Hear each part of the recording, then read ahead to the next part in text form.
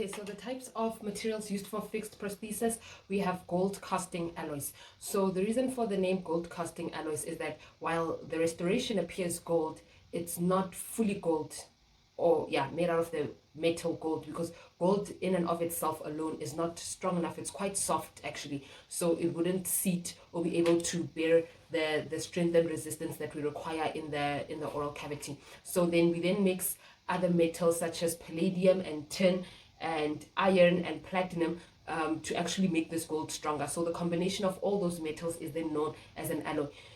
Normally gold cast restorations are used posteriorly.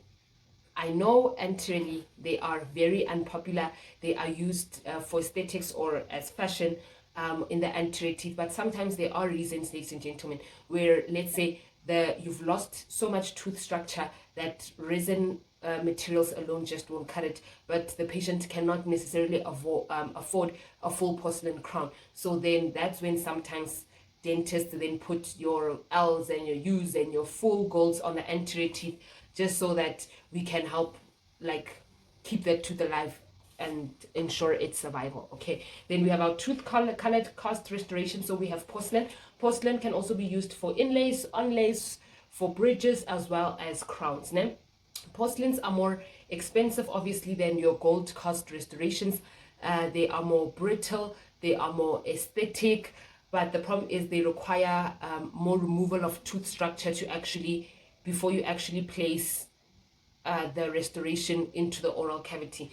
The porcelain as a material, as a ceramic, actually may even cause damage to the other or your natural teeth. So that's the other issue with porcelains. So you can also use them in conjunction with metals, so then you'll get your porcelain to fuse the metal crowns and or bridges. So there we're getting the best of both worlds. So with the porcelain, we're covering the aesthetic aspect of the prosthesis, whereas with the metals then we get the strength and resistance and the durability, as well as the stability that we require for the prosthesis to survive for a long time. And then we may also have porcelain crowns. So porcelain crowns, mainly increasingly for aesthetic reasons, we will place on our anterior teeth.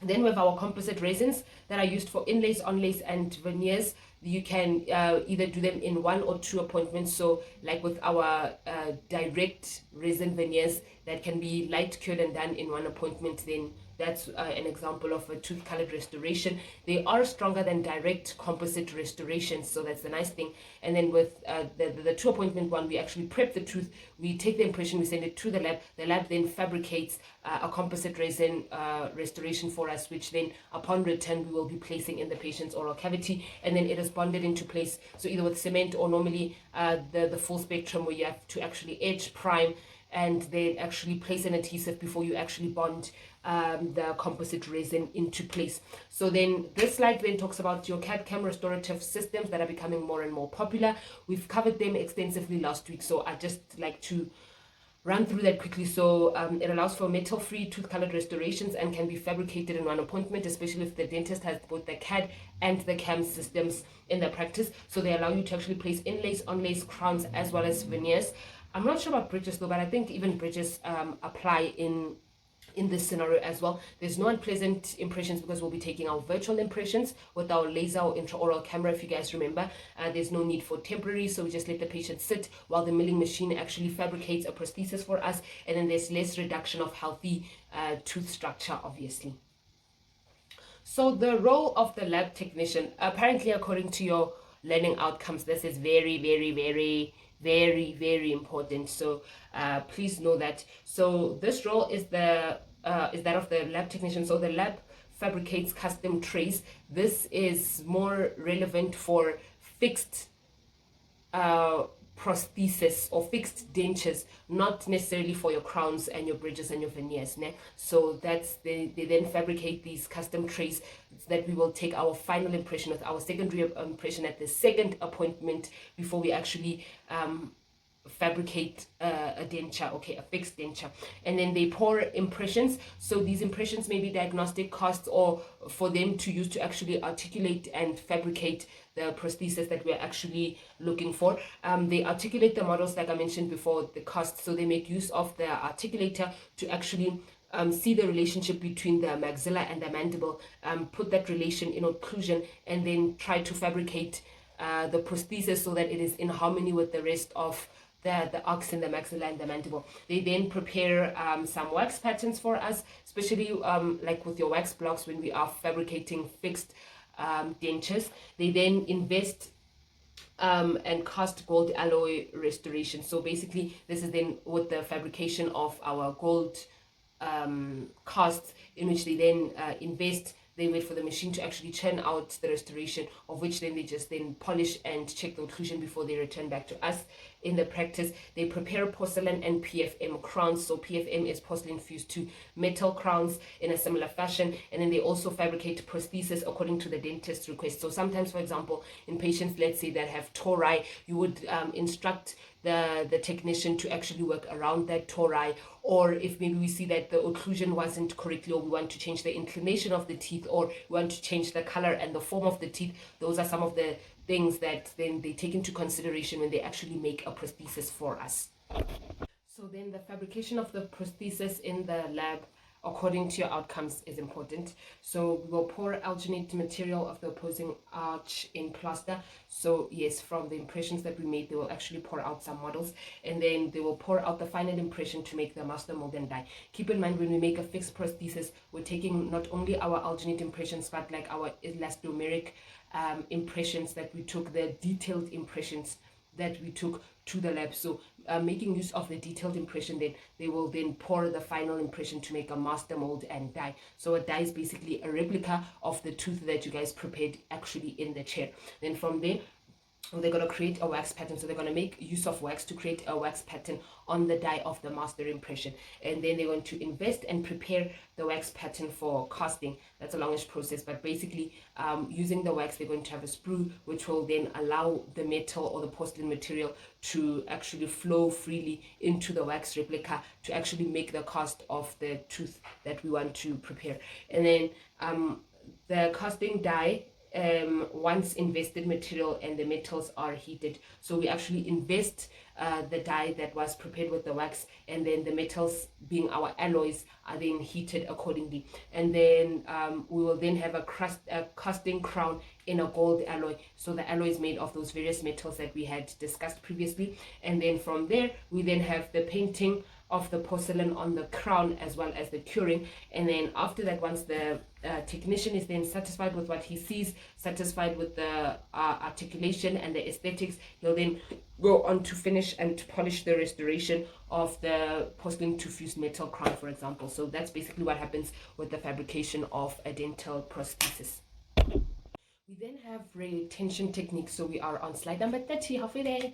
Yes. So retention techniques basically are techniques to actually improve the retention on a tooth, especially where the tooth has undergone severe degradation or decay. So there's not enough tooth structure to actually keep the prosthesis that we want to fabricate in place. Né? So the first thing would then be core buildup. So core buildups is basically the removal of, let's say, any weak or unsupported enamel, as well as any gross caries. Thereafter, placing material such as amalgams, resins, composites, or glass ionomers to actually build or increase the tooth, if I can put it that way. So build or increase the amount of tooth structure before we actually fabricate a prosthesis. So that's basically why we normally do core build-ups before we actually start preparing the tooth. So this is performed on vital teeth, but can also be performed on non-vital teeth, né? And then it provides extra retention for the crown, as I'd mentioned before. So it's like we're increasing the amount of tooth structure on the tooth before we actually fabricate a prosthesis, né? And then from there we have retention pins. I have never seen the use of retention pins. Even in varsity, we did them theoretically. But anyway, retention pins are used to enhance a core buildup. So here we have a tooth that is degraded, then we place a pin. Ne? Then upon placing the pin, then we add core material around it. So we do the same core buildup, but now we do it first having placed a pin. The problem with pins is you may cause like pulpal perforation as a dentist. It may cause microfractures, so you need to be very, very careful. The dentist has to be so precise and know their anatomy, pulpal anatomy, before actually placing a retention pin. The retention pins can be made out of various materials such as titanium and titanium alloys. Before then we actually do the core build up and then actually prepare the tooth for for our final prosthesis. So like the slide says, it's available in kits with various sizes and tools. So they come in various sizes, they're made out of various materials, and they come with other tools so that they can just assist with the placement of the pin on a tooth. We then have, okay, yeah, like I mentioned before, it is required when there's excessive tooth loss due to decay, fracture, or broken tooth structure that I've already mentioned. Then this slide just shows you an example of a pin that was placed. I just want you guys to note, it's slide number 32, how close it is, like visualize where the pulp may be. Nice. So you're trying to not go too mesially or distally, otherwise you might cause a fracture, but get inside without actually perforating the pulp. So yeah, placement of the pin is a bit iffy. So you can see they placed the pin, then did a core build up, then they prepared the tooth structure plus the core that we just built up, and then placed the final prosthesis on top of it. So it provides just additional support, and they are used in amalgams for the retention and restoration, especially when you have lost a large surface of tooth structure, or we are going to replace a large surface of tooth structure. So they are used in both vital and non-vital teeth, but more popularly with your non-vital teeth, okay, where a root canal has already been done either by yourself or by another dentist. Then from there we have our cast core post placement. So cast cores are basically, or post cores, they are put or placed in non-vital teeth or root canal treated teeth. So basically with cast cores, it's a tooth that is non-vital but also has lost a large amount of tooth structure. So we're actually going to remove a chunk of the root canal or the obturation within a root canal, but making sure that we do not remove the apical aspect or the apical seal of the root canal treated tooth. And then from there, that's when we'll place our core post, where we've actually cleaned in the root canal. It acts basically just like a retention pin. It allows for you to actually have extra retention before actually building up with the core in a non-vital tooth, and then placing our prosthesis on top of that core. The only disadvantage with core posts is they also come with like kits and reamers and cement. So we actually cement the post inside this non-vital tooth, okay? So it just provides us with a bit more leeway in terms of actually creating a core build-up. So we'll cement it into place, but we still maintain the apical seal of the root canal. And then, yeah, like I said, it is placed in a non-vital tooth or a root canal treated tooth. Then we do the same core build up. Again, this one also has sort of disadvantages. You have to make sure, or the dentist has to make sure it's quite accurate, and you don't go too deep with this core post and core, and ensure that you do not create any micro cracks or micro fractures within the tooth and its surrounding structures, because then it will affect the root canal that was done previously and affect the tooth in a negative fashion. So then the next slide is a tooth with a core post, core buildup, and pins. So I think that diagram basically explains all that I have explained up until now. So with vital teeth, pins are inserted into the enamel, making sure that we do not cause any pulpal restoration or enamel fractures. And then the build-up material then surrounds the pins, I've mentioned before. So the material could be amalgams, glass ionomers, or composites. And then, oh yes, as well as silver alloys. So those are the types of materials that can be used. And then in non-vital teeth, as I'd mentioned before, a portion of the gutta percha that was placed during the obturation phase of the root canal is then removed from the coronal pulp region. So we maintain the apical seal of the tooth, and then from there the post is then cemented into the canal. I mentioned that before. And then the core build-up material is placed around the post, so we have additional retention, and we're increasing the surface area of the tooth at the same time. And then the build-up is then prepared for the crown, whatever crown you've decided to go for, either the metal, porcelain fused to metal, or full porcelain tooth. And then the master impression is then taken, for example, with your elastomeric materials or with Improgram. And then from there we have our implant retainer prosthesis. So this is a prosthesis that can be placed after 6 months of healing, but we've done that, we've covered this with our implant lecture. And then the implant itself we can then attach to a post or a screw. You remember, if you remember correctly, there was a post, then we place a prosthesis on the post, or a screw where we have 2 screws, one attaching to the prosthesis, and then one attaching down to the implant itself, and then it may be a crown or part of a bridge, as I had mentioned before in that lecture. So then we come to the maintenance of fixed prosthodontics. Please make sure, guys, that you know what you are expected to explain to the patient. So this will be part of the patient's daily routine. There are aids that can be used to clean bridge work, such as super floss, water irrigators. We have special proximal brushes, such aids that can assist in cleaning with the bridge work. Hence, it's important to have a very compliant, positive and cooperative patient.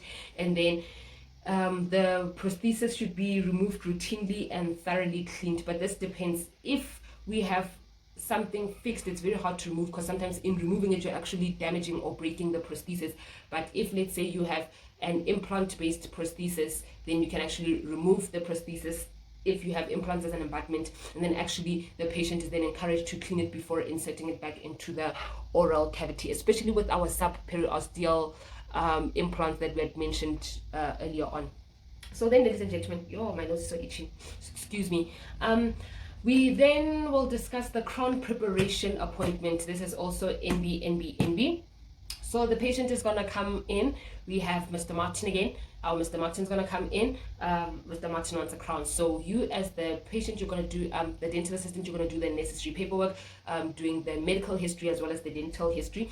Then we're going to get the patient in. Then the dentist is going to, then you would have also set out your tray. You would have disinfected and disinfected your surfaces and sterilized all of your equipment, or all nice and laid out as you guys would have been taught in your practical skills. Then from there, the dentist is going to administer the anesthetic in the region that we're going to be preparing the tooth structure. And then from there, while we're waiting for the anesthetic to work, we will be taking impressions, alternate impressions of both the maxillary and mandibular arcs, with our perforated trays. And then the bite registration is then taken. So while the dentist is taking the impressions, you can start molding your wax sheet into a horse red shape to actually take the bite registration. You can even then thereafter, I feel like your slides skipped this step. They went straight to remove decay. Before you remove decay, you then obviously take your shade, shade. So make use of your shade guide to actually take an appropriate shade. And then from there, once we have decided on a shade, that's when we can start with the cutting process. So then we will be removing the decay, all the caries and the hohakis that we'll find there, and then we'll be basically making use of a diamond burr to reduce the tooth structure. Every dentist has their preferred burrs of choice, diamond burrs of choice, to actually reduce the tooth structure and actually fabricate the shape that they're looking for to accommodate and allow for the material to for the final prosthesis to actually sit on the tooth. Then from there, we're going to place, after actually preparing our tooth structure and we're happy with our tooth structure, then we're going to place a retraction cord. Either the dentist is going to use the double retraction cord technique or just the single cord technique. They're going to place the retraction cord around the tooth. And thereafter, they're going to remove the retraction cord and then take the master impression with like your elastomeric materials or like an improgam. We're going to take our master impression. And then once the master impression has been taken and it's set and it's removed from the oral cavity, we're then going to fabricate our temporary crown. Like I give you an example of a material being snap. So an example of being snap, we're going to use the alternate material, the alternate impression that we took earlier on. We're going to mix our snap, place it into our alternate material, and then actually seat it back into the cavity. So it takes the shape of the preparation that we the tooth, how the tooth looked before we actually made the preparation. Then from there, after we have fabricated our temporary crown, we're going to then cement our temporary crown. That's then the next step that they forgot to include. And then thereafter, once we're done finishing and polishing the temporary crown, we're going to reschedule the patient for the delivery of the crown, maybe after 3 days or a week, depends on your lab. And then you're going to give obviously the patient instructions that be sensitive with that tooth, try eating on the other sides, function as normal. If you have any adverse effects, don't hesitate to come back. So the next slide talks about your crown preparation tray. So that's your normal tray with some crown scissors, with your perforated trays, with your extruder guns, as well as the tips. So that's for the master preparation. You have your rubber dams there and the rubber dam kit, just to allow for isolation, moisture isolation, so that yes, you can actually even visualize the tooth being prepared properly. So that's an example of a tray, but I think they will cover that in your practical skills. Why is my nose itchy, guys? Anyway, apologies. Then shade selection. So they're showing you a shade guide and you're selecting the shade with your patient. Please ensure that it is in natural light, okay? It is in natural light, and include the patient in your decision. I don't know why they didn't include that in the steps, but normally we take the shade guide, or we do shade selection before we actually start preparing the tooth. So that's very important, please. And then from there, they're showing you some materials that are used to take the bite registration, either your polysiloxane or the horse shaped wax sheets that are most commonly used in South African practices. And then from there, they're just discussing the type of preparations that you guys are going to do. So remember how I was telling you that the different materials require you to remove a certain amount of millimeters of tooth structure, né? Yes, so basically even the type of material you're going to use will also determine the type of preparation that the dentist is going to then use. So it's either a chamfer, a shoulder, or a shoulder with a beveled edge. So those are the types that you can get for your cavity preparations. And then pins can also be placed in prepared teeth for support and retention, but we've already discussed that in the retention techniques part of our lecture for today, né? Then from there, okay, then this slide number 45 is showing you the type of preparations. So you just note on those distal aspects how we just finished, the dentist just finishes off the type of preparations or the beveling that we will do to ensure that the material sits comfortably in relative to the tooth that we are preparing. Okay, so just know the different types of preparations, and then from there we will be discussing our gingival retraction techniques.